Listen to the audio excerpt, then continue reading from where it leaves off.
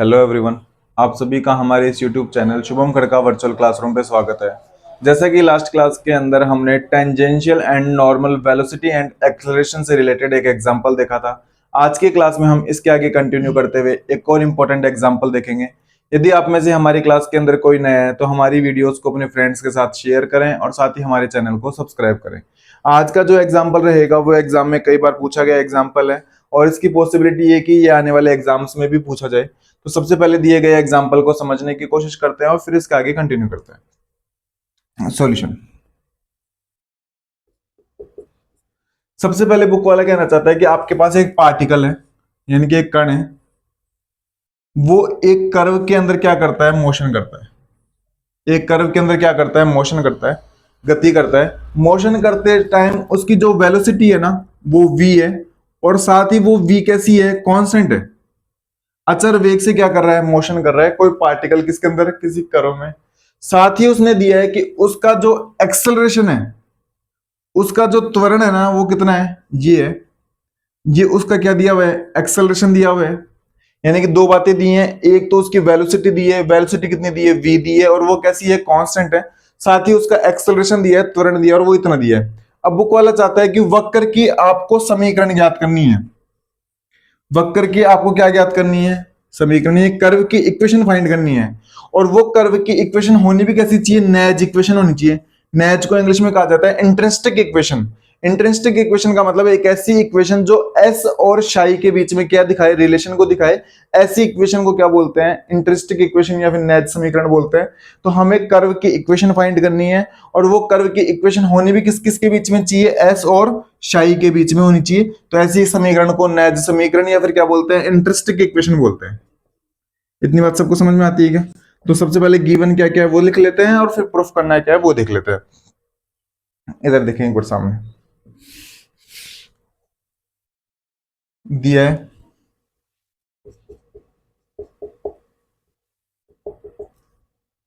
कण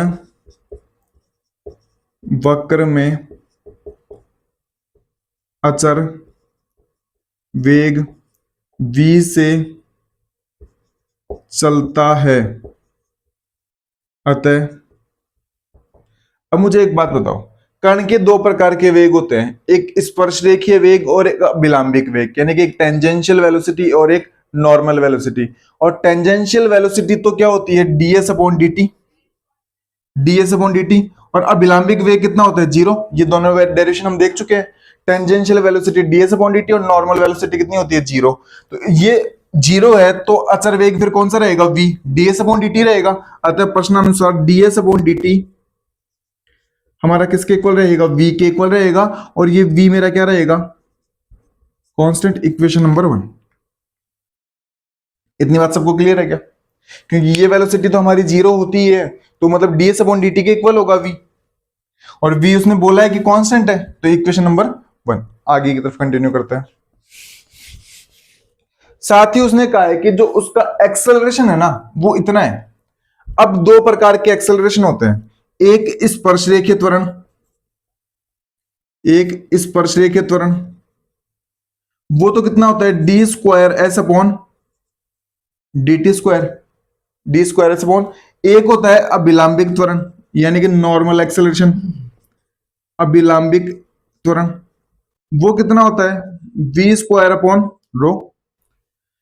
अब ना तो उसने स्पर्शरेखीय त्वरण लिखा, ना उसने अभिलंबिक त्वरण लिखा, उसने सिर्फ त्वरण लिखा है। मतलब ना तो वो इसकी बात कर रहा, ना वो इसकी बात कर रहा, वो बात कर रहा है परिणामी त्वरण की। वो बात किसकी कर रहा है, परिणामी त्वरण की। और परिणामी त्वरण कैसे निकाला जाता है, इसका होल स्क्वायर प्लस इसका होल स्क्वायर। इस प्रकार से हम क्या निकालते हैं, परिणामी त्वरण निकालते हैं। इतनी बात सबको समझ में आती है क्या? कि अगर वो ये देता तो वो लिखता है स्पर्शरेखीय त्वरण, अगर ये देता तो वो लिखता है विलंबित त्वरण, लेकिन उसने सिर्फ त्वरण लिखा है। मतलब वो कौन किसकी बात कर रहा है, रिजल्टेंट एक्सेलरेशन की बात कर रहा है, तो इसको हटा दे। तो मतलब वो किसकी बात कर रहा है, तथा हमें क्या गिवन है, तथा त्वरण इज इक्वल टू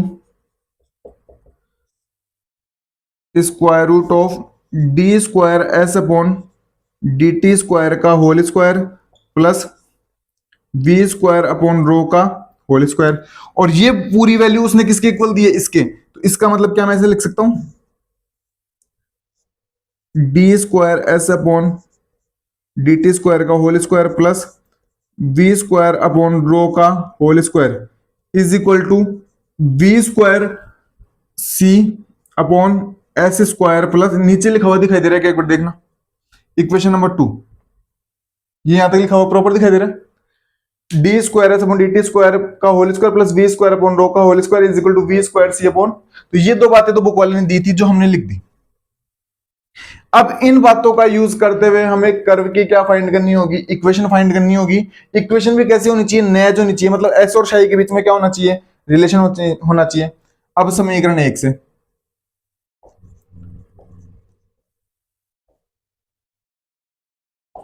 अवकलन करने पर,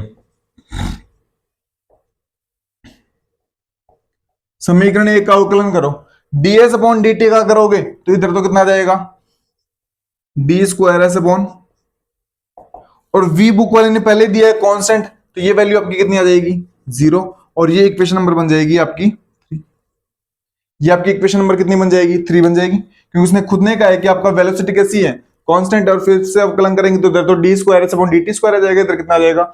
अब इक्वेशन 2 और 3 से, अब समीकरण 2 तथा 3 से,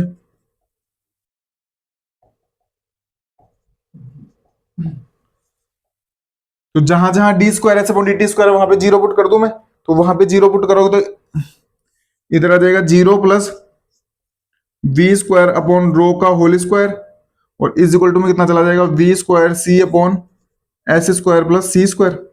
यहां तक सबको क्लियर है, और ये स्क्वायर रूट के बाहर आएगा तो सिर्फ कितना बना देगा, V square upon rho is equal to कितना बना देगा, V square C upon S square plus C square. यहां तक सबको क्लियर है। ये वी स्क्वायर से वी स्क्वायर मेरा क्या हो जाएगा, कैंसिल, तो मेरे पास कितना बचेगा, 1 upon rho is equal to C S square plus, यहां तक सबको क्लियर है क्या। और आप जानते हो तो रो किसके इक्वल होता है, डीएस अपॉन डी शाई, डीएस अपॉन डी शाई क्या होता है, तो डी शाई तो ऊपर चला जाएगा और नीचे कितना बच जाएगा, डीएस, और मेरे पास कितना बचेगा, सी S square plus C square, और लिखना चाहो तो लिख दो कि हम जानते हैं कि जो मेरा रो होता है ना वो किसके इक्वल होता है, डीएस अपॉन डी शाई के, तो डी शाई तो ऊपर चला जाएगा और डीएस कहां पे आ जाएगा, नीचे। यहां तक सबको क्लियर है कि बिल्कुल। और रो होता क्या है, वक्रता त्रिज्या होती है, ठीक है।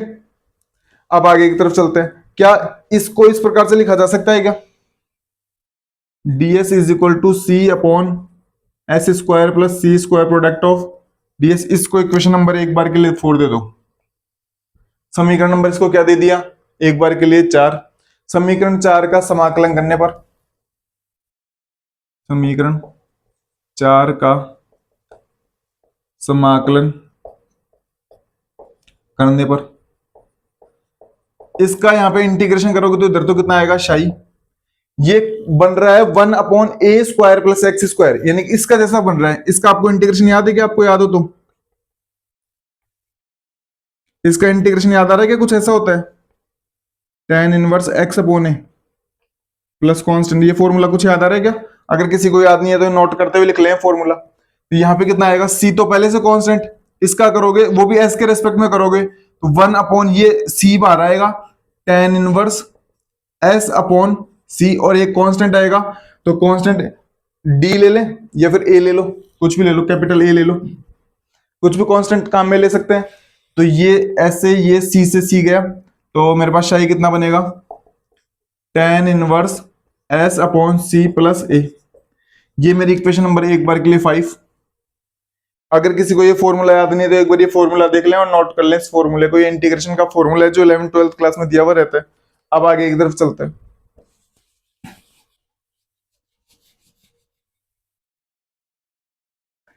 अब हमें कैसे भी करते हुए कांस्टेंट की वैल्यू निकालनी है, यानी कि ए की वैल्यू निकालनी है। ए की वैल्यू निकालने के लिए उसने कहा है कि आपके एस और जो शाई है ना वो एक साथ क्या होते हैं, 0 होते हैं। आपके एस और शाई एक साथ क्या होते हैं, 0 होते हैं, दिया है। जब आपका एस 0 है ना तो आपका शाई भी कैसा है, 0, और अतः तो यहां पे 0, यहां पे tan इनवर्स 0 और plus A, tan inverse 0 0, it implies A की वैल्यू कितनी आ जाएगी, 0, और ये आपकी इक्वेशन बन जाएगी कितनी, 6। ये आपके 6 नंबर बन जाएगी। समीकरण 5 व 6 से, समीकरण 5 तथा 6 से, समीकरण 5 और 6 को करोगे तो psi is equal to tan inverse S upon कितना आ जाएगा, C। क्या इसको ऐसा लिखा जा सकता है क्या, S upon C is equal to tan psi. दोनों तरफ का हमने tan ले लिया, दोनों तरफ का tan लोगे तो इधर tan हट जाएगा, इधर tan आ जाएगा। और क्या इसको ऐसे लिखा जा सकता है, S is equal to C tan शाई। क्या ये S और शाई के बीच में एक रिलेशन है क्या, S और शाई के बीच में रिलेशन है। S और शाई के बीच में जो रिलेशन होता है वही हमारी क्या कहलाती है, नेज समीकरण कहलाती है। कर्व की क्या कहलाती है, नेज समीकरण या फिर इंटरेस्टिक इक्वेशन। तो क्या ये S और शाई के बीच में रिलेशन है, बिल्कुल है। तो मतलब ये किसकी समीकरण है, ये वक्र का, दिए गए वक्र का, दिए गए वक्र का नेज समीकरण है। दिए गए वक्र का कैसा समीकरण है, नया समीकरण है। और उसने पूछा भी क्या था, इंटरेस्टिक इक्वेशन ही पूछी थी और हमने इंटरेस्टिक इक्वेशन क्या कर दी, फाइंड कर दी। एक बार फिर से देख लेते हैं उसमें क्या क्या दिया था। सबसे पहले कण दिया था, पार्टिकल दिया था जो एक कर्व में मोशन कर रहा था, और वो भी कौन सी वेलोसिटी से, कांस्टेंट वेलोसिटी से। दो प्रकार की वेलोसिटी होती है, एक टेंजेंशियल है, एक नॉर्मल। नॉर्मल वेलोसिटी हमारी 0 होती है, तो मतलब ये वेलोसिटी किसके इक्वल होगी, टेंजेंशियल के। तो ds अपॉन dt को किसके इक्वल कर दिया, v के, क्योंकि टेंजेंशियल वेलोसिटी होती है हमारी कितनी है, ds अपॉन dt होती है। ये पहले डेरिवेशन के अंदर हम देख भी चुके हैं, तो ds अपॉन dt के। फिर उसने कहा कि त्वरण इतना है, तो ना तो उसने स्पर्शरेखीय त्वरण लिखा ना अभिलंबिक, मतलब वो परिणामी त्वरण की बात कर रहा है, और परिणामी त्वरण इसी प्रकार से निकाला जाता है रिजल्टेंट, तो इसकी इक्वल कर दिया। और फिर कैसे भी जुगाड़ लगाते हुए हमें s और शाई के बीच में एक रिलेशन लेके आना था, और हमने इस प्रकार से इंटीग्रेशन वगैरह करते हुए दी गई कंडीशंस का यूज करते हुए किसके अंदर ले आए, s और शाई के बीच में क्या लेके आ गए, रिलेशन। और इस प्रकार से ये एग्जांपल कई बार पेपर के अंदर पूछा गया है, और पॉसिबिलिटी है कि आपके भी एग्जाम में पूछा जाए। रही बात लैंग्वेज की, तो मैथमेटिक्स के अंदर लैंग्वेज इतना ज्यादा बैरियर रहता नहीं है। इंग्लिश मीडियम और हिंदी मीडियम वाले दोनों ही कर सकते हैं। हमारी क्लासेस बोथ मीडियम के अंदर रहती हैं, तो आप हिंदी मीडियम वाले और साथ साथ इंग्लिश मीडियम वाले अपने सभी फ्रेंड्स के साथ हमारी वीडियोस को क्या करें, शेयर करें। आप इसी प्रकार लास्ट तक हमारी वीडियोस के साथ बने रहें, जिससे हमारा मोटिवेशन बना रहे। आप सभी छोटे भाई बहनों का धन्यवाद, थैंक यू।